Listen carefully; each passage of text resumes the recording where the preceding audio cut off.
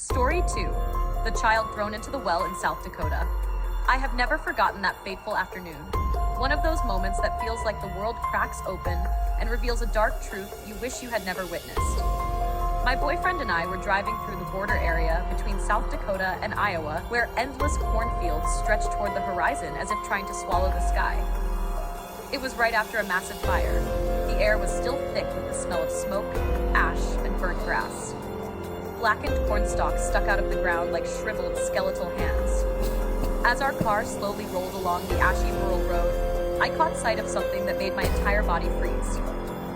In the middle of the desolate emptiness, next to an old stone well, stood a figure. An elderly man, his hair snow white, wearing a worn-out brown coat, his back slightly hunched. He looked like he belonged to that dead, ravaged landscape. But it wasn't his appearance that made my heart clench. It was the little boy struggling desperately in his hands. "Jared, stop the car!" I screamed. My boyfriend slammed on the brakes and looked at me in shock. "What's wrong?" I pointed toward the well.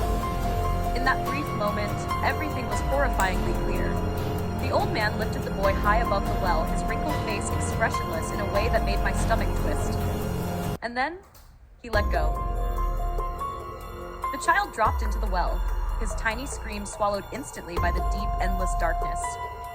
I nearly threw myself out of the car, my heart pounding like it was trying to break free from my chest. "He just threw that boy into the well! We have to help him!" I yelled. Jared stared at me as if I had gone insane. "I don't see anyone out there." I spun around. The field was silent, empty, the well sitting in the middle like a gaping black mouth in the earth. The old man was gone.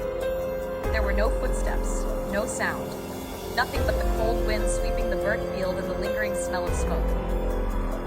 We sped to the nearest town.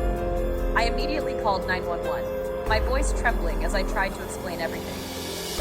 When the police and a few locals returned with us to the well, I stood frozen, waiting to hear a cry, waiting to see something, anything. But the well was completely empty. One of the officers looked at me as though I were imagining things. "There's no one here," he said, shrugging. "No footprints, no missing children, no signs of a crime." The townspeople stared at me with strange eyes, a mix of pity and something else, something guarded. A woman whispered to another, loud enough for me to hear.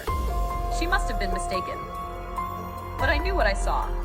The way the child struggled, the cold, blank face of the old man, the well's pitch-black darkness swallowing everything. It was all too vivid, too real. As we left the town, a creeping sense of wrongness clung to me, as if someone had hidden the truth here for so long that the whole town had learned to live with it.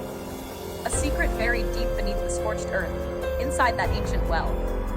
And sometimes I wonder, maybe that child was never meant to be found. Maybe that well had consumed more than anyone wanted to admit. Or perhaps what I saw no longer belonged to the world of the living. But one thing I know for certain, I wasn't mistaken.